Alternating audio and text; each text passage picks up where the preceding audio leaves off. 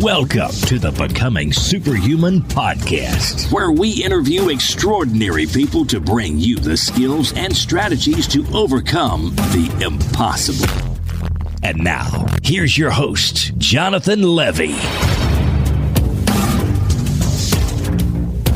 Before we dive into today's episode, I want to let you guys know about an opportunity to learn some of the most important skills in life, if not the most important skills. And those are the skills of learning and doing so rapidly, effectively, and easily. You see, guys, I'm putting on a completely free 60-minute webinar that you guys can check out, where I will be going into my absolute best memory tips, learning tips, and speed reading tips so that you can immediately begin applying them and accelerating your learning of anything and everything. All you need to do to claim your spot in this free webinar is visit jle.vi/webinar. We have showings at many different times throughout the days for every time zone, but you have to log in and claim your spot. So that's jle.vi/webinar.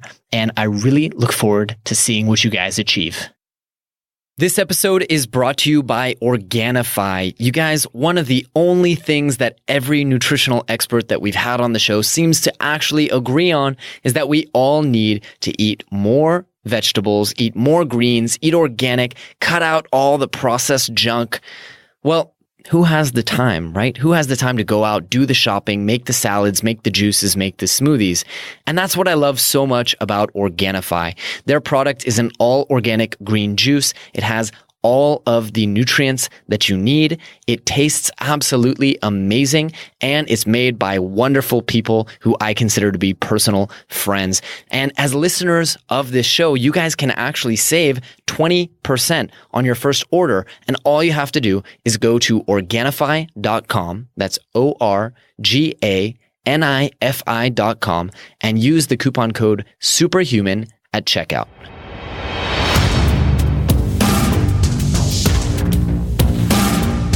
July 9th to 11th, 2018. As I write this, I am happily seated in a beautifully appointed business class seat, returning from an incredibly blissful week-long island retreat with my team members and their families, full of strategy, connection, and bonding. All of this, of course, would be more than enough to classify as a tremendously blessed week. What's unique about this trip, however, is that I am also seated next to my newly minted fiancée, Limmor. Just over 15 months ago, if you told me I'd be sitting here today, I likely wouldn't have believed you.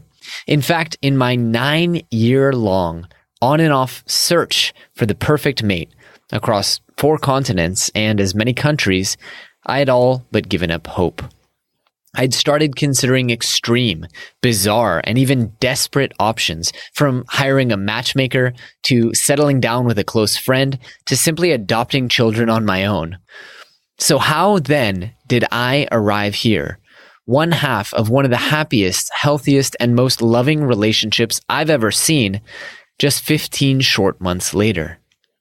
In this post, I will attempt to impart the many lessons I've learned. I'll share how I applied accelerated learning principles toward the types of self-development, healing, and maturity required to create a loving relationship, as well as the many things my much more experienced fiancé has taught me since starting one. By the end of this post, I hope that I will succeed in convincing you of one ever important message that was shared with me.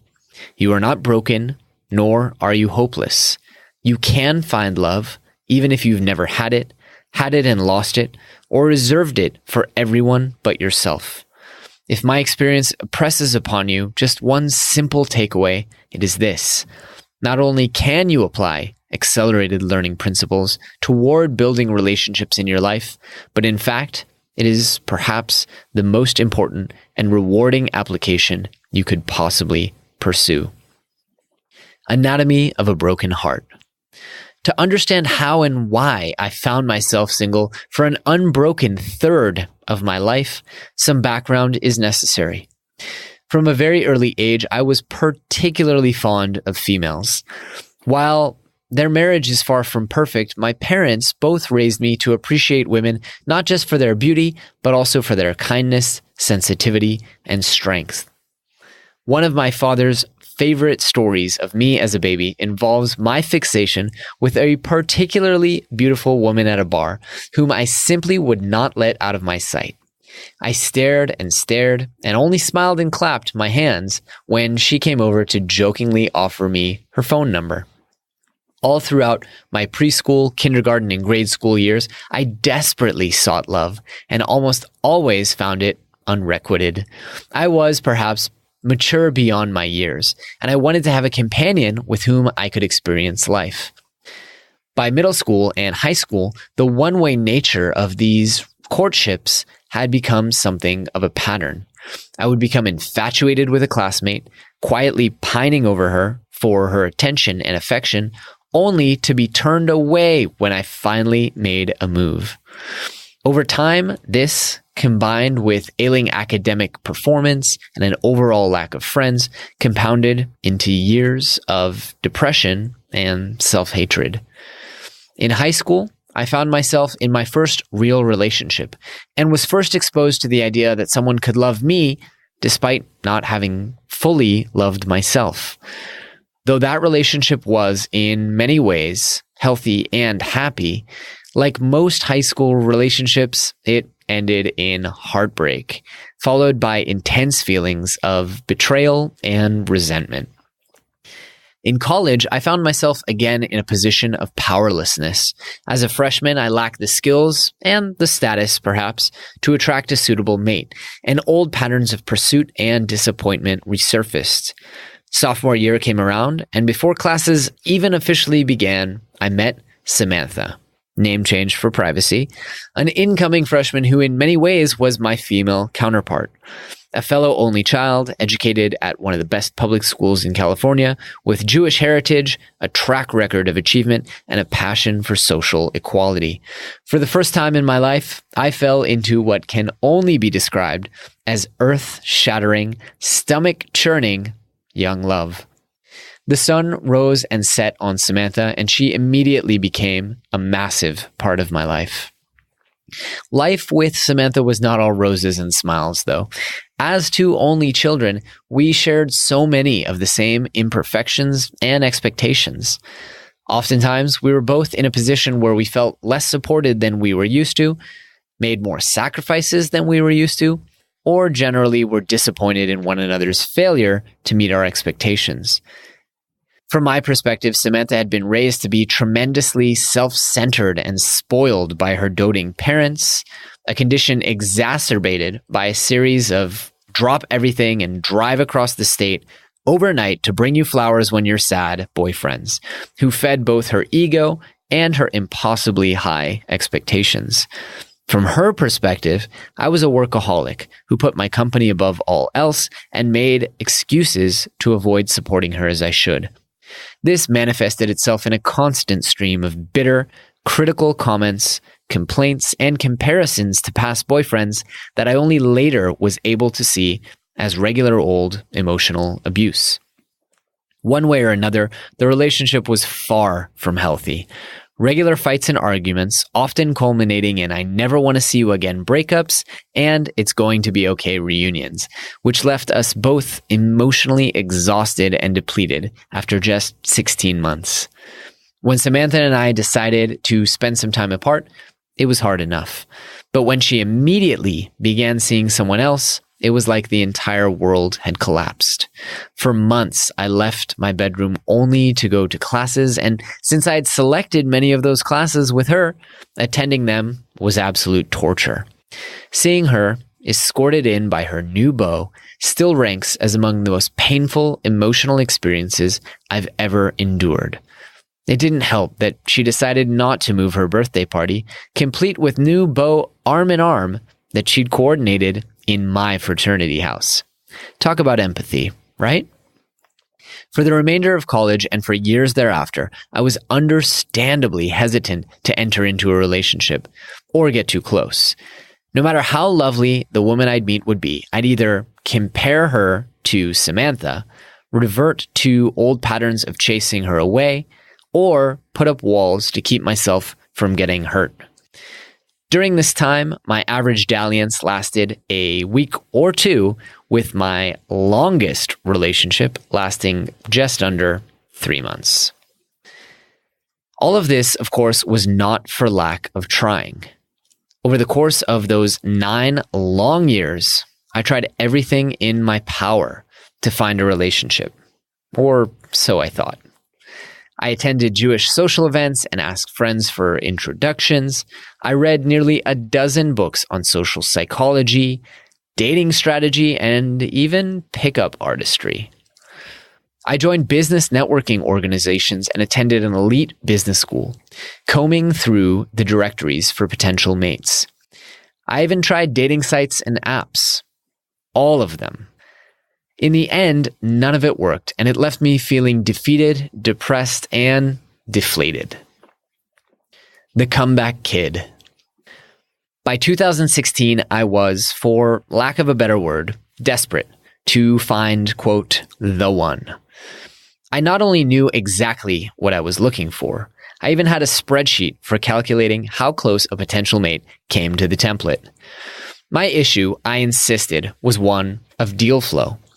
The type of woman that I wanted, strong, successful, intelligent, multicultural, and of course beautiful, was typically snatched up in the dating market and rarely spent more than a week or two between relationships. Most of them, indeed, were probably already married. It's important to note that up until that time, I'd been told by everyone I encountered that, quote, love will find you when you least expect it, or it comes when you stop looking, end quote. Easier said than done. As I would often lament to friends and family, in every other aspect of my life, when I wanted something, I read up about it, I learned how to do it, and then I just go out and do it. In this way, results are directly proportional to effort. In pursuing a mate, however, I had come to believe that the opposite was true. The more effort I made, the further and further away love seemed to drift. In 2016, however, I decided to change my strategy altogether. Through interviewing over 100 of the world's top performers on my weekly podcast, I'd been exposed to a lot of interesting ideas, including the idea that if you want to be something, you mustn't simply go out and get that thing, but rather you must become the kind of person that naturally would have that thing. Want to have millions of dollars? It's not enough to go out and try to make money. No, you must first become the kind of person that is capable not just of making millions, but also of holding on to them. When it came to love, therefore, instead of trying to apply effort towards the strategy and technique behind the pursuit itself, I would instead apply effort and learning skills towards using accelerated learning to become the kind of man that naturally would already have it in his life. I began speaking to various counselors, coaches, and mentors, and treating this endeavor like I would any other learning challenge. I applied brute force learning to begin synthesizing and reinforcing knowledge from diverse sources. I also started reading a completely different type of book. The first of these was Arielle Ford's The Soulmate Secret: Manifest the Love of Your Life with the Law of Attraction. Having been exposed to the law of attraction over half a decade prior, I was a firm believer in its power and had already seen incredible results and the incredible power with which it could manifest greatness in one's life. Indeed, my entire business and the lifestyle it affords was created by deliberate and astute application of the law of attraction. Why then had I never applied it to this one last incomplete area of my life? While I found a number of helpful and practical tips in Ford's book, overall, I knew that it wasn't going to be enough. While clearing out my closets and hanging rose quartz adorned Merkavas, a form of three-dimensional spiritual symbol used to attract things into one's life in specific areas of one's home, couldn't hurt, I realized that it was likely I would need to change more of myself if I wanted to truly attract the one. It was along about this time that another book was pushed into my consciousness, likely, of course, by the law of attraction. On two totally separate occasions, two female entrepreneurs whom I respect and admire a great deal told me the exact same story about two different, distinct groups of friends. You should just read that book that everyone is reading. A group of my girlfriends and I all read it together, and we're all engaged or married today, they each said with an eerie similarity. What's it called? I asked with great interest. Calling in the One. The first time you hear a story like that, it's enough to pique your interest and maybe motivate you to write the title down. The second time, however, it's enough to motivate you to real action. And so on the spot, I ordered a copy of Catherine Woodward Thomas's best-selling book and began reading it almost immediately. 3 months later, I met Limmor, the kindest, most supportive, most loving woman I've ever met in my entire life. And we've been together ever since. Becoming the person you need to become. Before you drop everything and pick up a copy of Calling in the One, let me warn you, it takes work. The book is comprised of a 7-week daily course.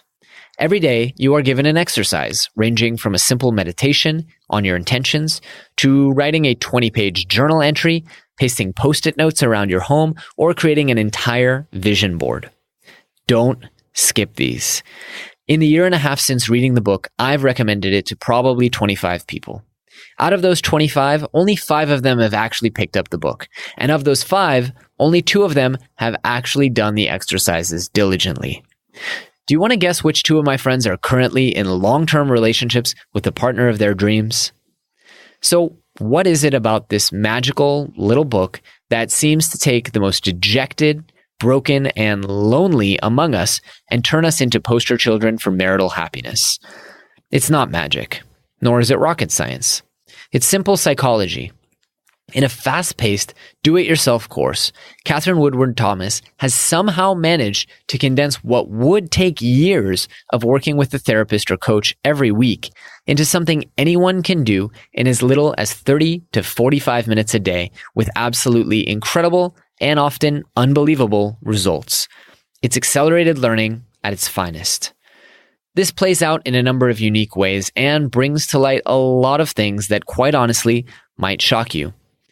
Whereas before Calling in the One, I would have described myself as a pretty emotionally healthy and well-grounded human being, the sheer weight and breadth of the crap that surfaced in just 7 short weeks literally blew my mind. Take this one, for example. When I was 5 years old, I wanted desperately to buy a golden heart locket for a little girl in my class who I claimed to love. My mother, understanding that this was very much inappropriate and likely unacceptable to the little girl's parents, tried to talk me out of it. Her way of doing so, while admittedly well-intentioned, was to ask me simply this: does that mean that you don't want mommy as your Valentine anymore?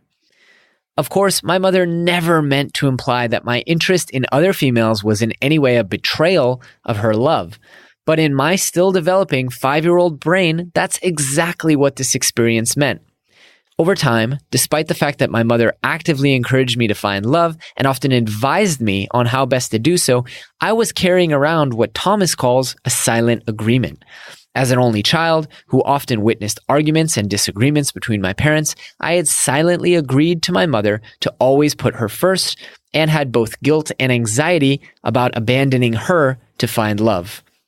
Through the self-work I was doing in Calling in the One, I struck up the courage to approach my mother about this experience and vocalize my request for her to release our silent agreement. Not only did she not even remember that day in the store, but she actually expressed a deep desire for me to find love, even at the expense of my closeness with her. And that's just one example of a limiting psychological belief, one so deep that I wouldn't have even remembered it without coaching, but one that stood in between myself and the relationship I so deeply wanted. Here's another. Remember how at the beginning of our story, I spoke of a pattern of pursuing women only to be rejected time and time again? Well, through the work I did in Calling in the One, I discovered that rejection wasn't, in fact, reflective of my appeal to the opposite sex, but instead was a deeply ingrained example of what Thomas calls unconscious patterns. With very little experience or understanding of an alternative pattern or framework, I had spent the last 25 years regularly attracting the same repeating pattern into my life. When the curtains were pulled back, I was able to look at each and every one of my romantic interests and trace them back to the repeated behaviors and beliefs I had learned as early as preschool, kindergarten, or grade school. In other words, I had a very immature and intense way of pursuing romantic interests, and this ultimately repelled any would-be candidate fast. Once identified, it was easy to see the steps I had taken to self-sabotage and immediately eliminate them and work with a coach for a few short hours to learn new, more productive behaviors and beliefs, like not bearing my entire soul on a first date. Two pretty big breakthroughs, right?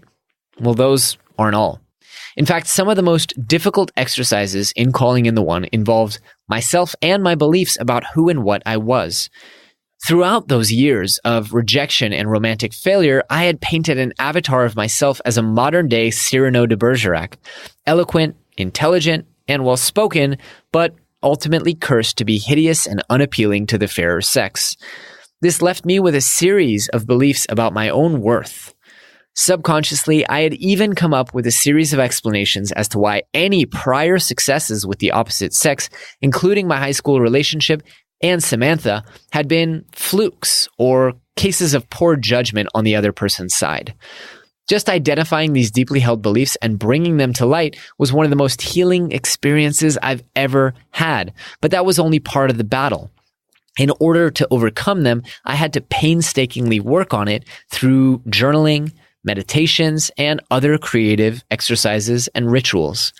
For months, both my home and my office were decorated with Post-it notes reminding me that I was worthy of love and affection, that my life was one of joy and purpose, and that I have enough love to give another human being. And then there was Samantha. Over the years, through meeting and dating other women, I'd come to understand just how emotionally abusive and manipulative she had really been. What I hadn't done, however, was acknowledge my part in all of it, or traded in my anger and resentment for forgiveness and compassion. Through the coursework of calling in the one, I was forced to confront the reality head on and ask myself the difficult question: what was she not getting that made it impossible for her to give me what I needed? Ultimately, Thomas's work guided me through the drafting of a deeply healing and purifying letter to Samantha, which, though never sent, provided closure and peace after 9 long years. There were many other transformative elements of calling in the one, of course, but the rest of them you'll just have to discover on your own. What you want to hear is the juicy part, the love. Enter Limmor. On a sunny day in March, I stepped out of my office and bumped into Shelley, not her real name, a friend from California who had moved to Israel. We stepped outside for a cup of coffee and a much-needed catch-up that would ultimately change my life forever. Though Shelley and I had almost dated years prior, we quickly realized that we weren't a good fit and settled into a warm but distant friendship as time progressed. During that fateful conversation, I shared with Shelley the process I was going through in my pursuit of a mate. I suggested she do the same, and when she lamented at how much work it all seemed to be, we had a pretty heated argument and parted ways less than amicably. Imagine my surprise then when I received a text from Shelley later on that week. I found the perfect woman for you. Shelley went on to tell me about Limmor, her childhood friend's cousin, who was finishing law school. I was given a beautiful, smiling photo and 2 details. She just gave a TEDx talk, and her last serious relationship ended because she was way more ambitious than he was. Intrigued, I accepted. As I would later find out, the magic of the cosmos had put Shelley and Limmor on the same street that very same day, despite the fact that Limmor wasn't from the area. Remembering our heated argument, Shelley skipped over the niceties and jumped straight into action. Are you single right now? Yeah, I just got out of a short relationship a week ago, replied Limmor. How do you feel about half Americans? As I sat beside Limmor for the first time, I was taken aback not by her beauty or even by her sense of humor, but by her intelligence, class, and elegance. This, I told myself, is a true lady. That evening, we spoke of philosophy and travel, of life experiences and ambitions. We shared a delicious beef dish that looked eerily like the one in my Find a Mate vision board, and she laughed at the way I like to eat with my fingers. We ended the night with me escorting her to a family member's apartment nearby, where she would spend the night rather than commuting home. Eager to avoid my repeating pattern of infatuation and rejection, I opted for a hug instead of a kiss, wished her a good night, and promised myself not to make up my mind until the second or third date. A common theme in Israeli culture is the idea of flowing, like water. Too uptight? Need to be more spontaneous? Your average Israeli will almost certainly remind you to just flow with it. That is exactly how I would describe the first month of courting Limmor. One date flowed into the other. Busy schedules opened up and made space. Conversations snowballed for hours on end. She fit in with friends, both local and visiting. I'd propose acro yoga, and she was happy to learn. She'd share interesting things she was learning in law school, and I was enthralled. It was, in a word, so easy. As an interesting aside about the law of attraction and its power, remember all the work I'd done to reorganize my home? Oddly enough, the first thing that Limmor noticed when she walked in for the first time was the rose quartz adorned Merkava. After all, she happened to be wearing one around her neck. Spooky. As we became closer and closer, it was clear to see that something was different about Limmor.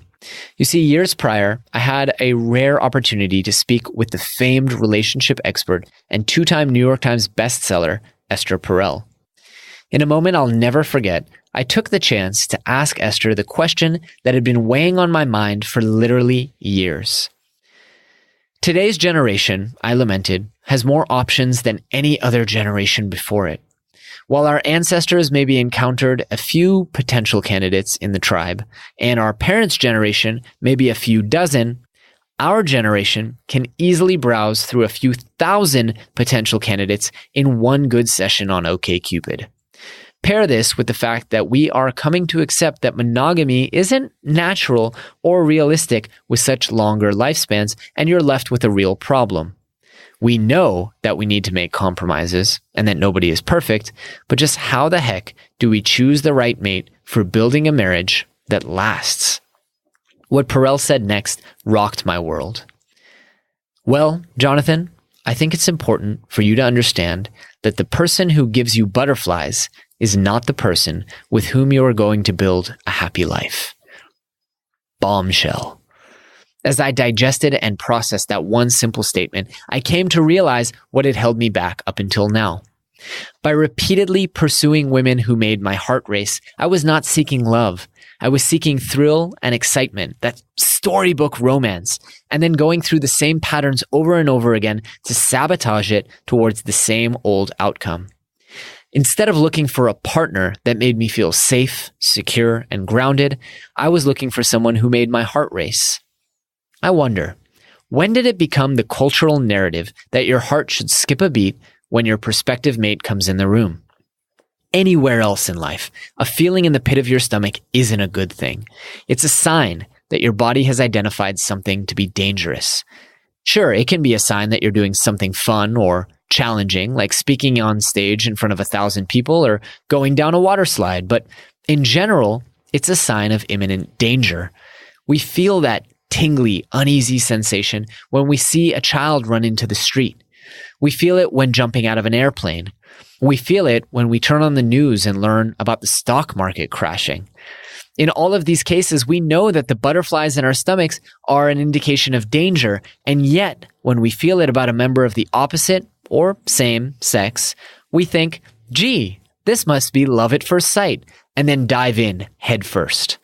With Limmor, this was completely different. Over the ensuing months of our courtship, I came to describe our blossoming relationship with one of two metaphors. In the first, I would explain that this relationship, unlike any before it, felt less like a bustling rapid full of excitement and spectacle, and more like a calm, placid river flowing gently and calmly at the surface as it becomes increasingly deep down below. In the second metaphor, I would point to various places on my body in an effort to explain that for the first time in my life, I wasn't experiencing love in my stomach and in my heart, but rather in my heart and in my head.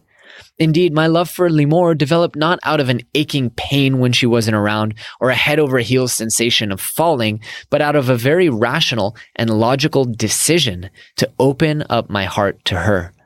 I didn't fall for Limmor head over heels. I fell for her of my own accord, intentionally, deliberately, and happily. Now, this isn't to say that there isn't passion and excitement in our relationship. Far from it. Limmor and I took our first trip, an adventure into the desert for Israel's Midburn Festival, less than 2 months into our relationship. We moved in together after just 4.5 months.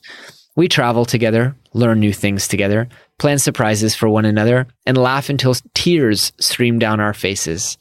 Indeed, through every step of the way, there has been excitement, intrigue, and attraction as I continued to learn and appreciate more and more about this incredible, kind, and loving woman. What there hasn't been, for the most part, are feelings of danger or fear. Along my 9-year journey, I had the great fortune to happen upon a book called Attached. In it, the authors apply childhood attachment psychology towards understanding the different attachment styles in adults, from avoidant to anxious to secure. The authors conclude that all it takes for us to find a healthier relationship is for anxious or avoidant attachers to find themselves a secure attacher. Boy, is this true. Whereas I'm clearly an anxious attachment style and tend to fear and obsess over losing those I love through some wrongdoing of my own, Limmor is very much a secure attachment style. What's more, she is, without question, the most psychologically grounded and emotionally rational woman I have ever met. When I expressed anxiety about moving in together and my complete lack of experience cohabitating, she calmly explained to me why she felt we were ready, detailing why this was an important step in evaluating whether or not it made sense to continue as a couple, and calming me with her assurance that it wouldn't be the end of the world if things didn't work out, but rather preferable to finding out a year down the line. Instead of reading into my anxieties as a sign of some fear of commitment, she put her ego aside and spoke to me from a place of partnership, support, and pragmatism. When, in the early days of our relationship, I made mistakes, oversights, or immature acts of protest that reflected my lack of experience with or understanding of healthy adult relationships, she de-escalated tensions and coached me from a place of love and compassion. Instead of retaliating, she patiently taught me more effective ways to communicate my feelings and achieve the change I was hoping for in our relationship. Skills like even more open communication and vulnerability, which I diligently applied my accelerated learning skills towards mastering. Limmor has since adopted some of my American slang to let me know when I'm, quote, crushing this boyfriend shit. When I panicked because I felt a decline in my affection, she explained to me rationally and calmly that this was normal, natural, and probably temporary, and that I shouldn't obsess over it or jump to conclusions unless it persisted. It didn't, and since then, I've learned not to freak out or make assumptions because of mood swings or anxieties that naturally come and go. What's more, Limmor has also helped me see just how much time and effort I waste obsessing over worst-case scenarios and regularly helps get me out of anxiety and worry loops in my personal and professional life. So secure is Limmor's attachment style that when, after already receiving her family's blessing to propose, I had a bout of cold feet wherein I began judging her and questioning our relationship, she did the absolutely unthinkable. Instead of walking out, she set clear boundaries of what was and was not acceptable to her in our relationship, reserved judgment while I worked things out on my own, and forgave me when I came to my senses. Though I couldn't see it at the time, she understood that I was processing and dealing with a tremendous amount of stress and fear, both personally and professionally, which was leading to depressive, critical, and irrational behavior. She encouraged me to speak to my mentors, friends, family, and even a trusted relationship counselor, and had faith in my ability to make things right. Whereas just about any other person would have probably put up their defenses or left or manipulated the other person in that situation, Limmor stepped up, listened, advised, and acted not only as my partner, but as my mentor, coach, and friend. What could have been a needless breakup over stupid differences in our personalities and lifestyles instead became an opportunity for each of us to fully embrace and accept the other's shortcomings once and for all, while meeting one another halfway where we can. No, Limmor will probably never like the same types of books that I do, and I will never be able to understand what it's like to serve in the military. But those small differences and a handful more are something that we have each accepted as part of the deal. In all her tremendous emotional wisdom, Limmor saw that I simply needed to go through this metamorphosis as I fully embraced the responsibility of accepting her as my lifelong partner. 2 weeks after what could have easily been the end of our romance, Limmor and I set out on a 3-day relationship retreat where we solidified our core values as a nascent family, developing our 3-year vision for what comes next, and deepening our romantic bond.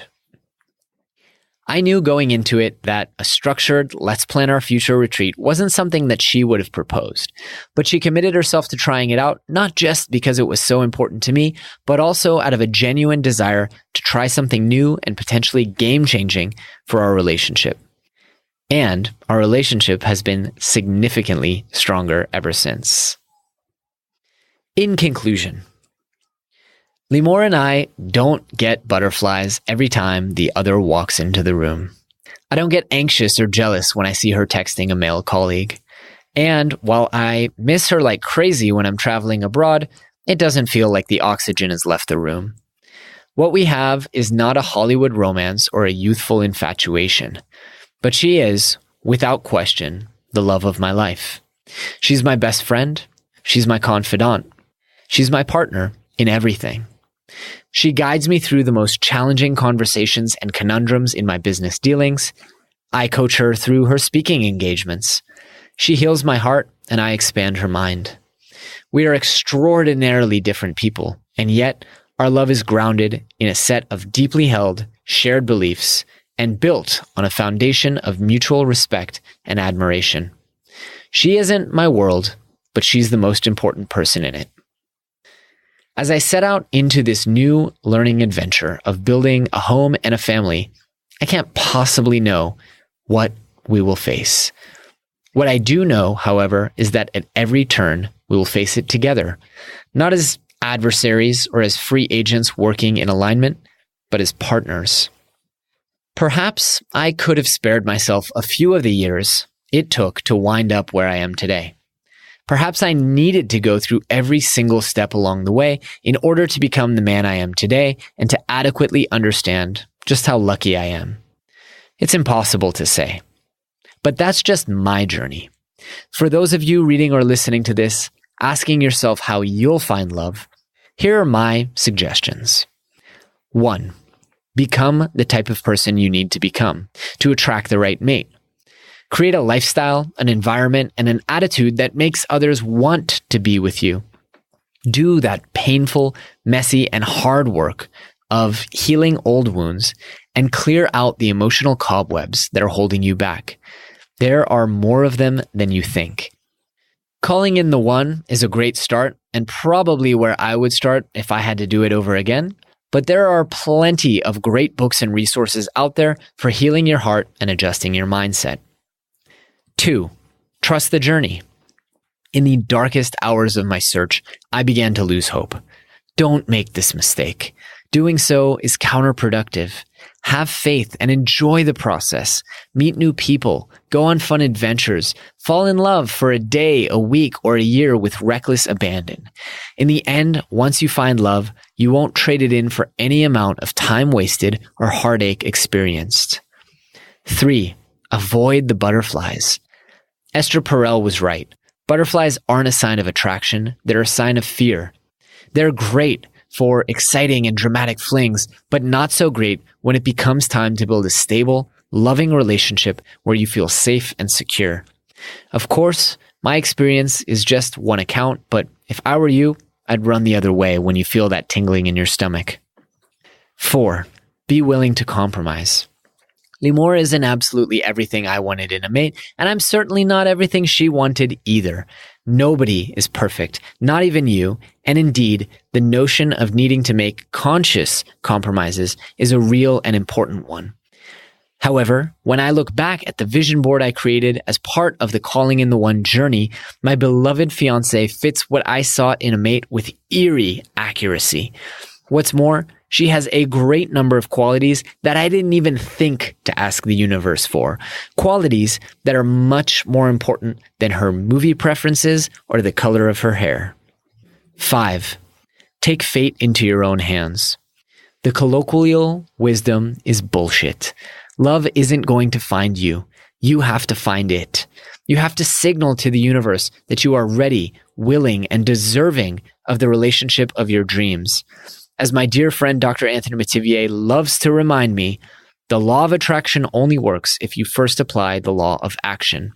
Go out there and show the universe how badly you really want it. I wish that I could wave my hands or give you a magic pill to put you in a healthy relationship, but there isn't one. You can only manifest the love you desire when you are fully ready to become the person you must become. Fortunately, however, this transformation is like so many others in life that involve learning. You can determine how fast it happens. All right, super friends, that is all we have for you today, but I hope you guys really enjoyed the show and I hope you learned a ton of actionable information, tips, advice that will help you go out there and overcome the impossible. If you've enjoyed the show, please take a moment to leave us a review on iTunes or Stitcher or drop us a quick little note on the Twitter machine at GoSuperhuman. Also, if you have any ideas for anyone out there who you would love to see on the show, we always love to hear your recommendations. You can submit on our website or you can just drop us an email and let us know. That's all for today, guys. Thanks for tuning in. Thanks for tuning in to the Becoming Superhuman podcast. For more great skills and strategies, or for links to any of the resources mentioned in this episode, visit www.becomingasuperhuman.com/podcast. We'll see you next time.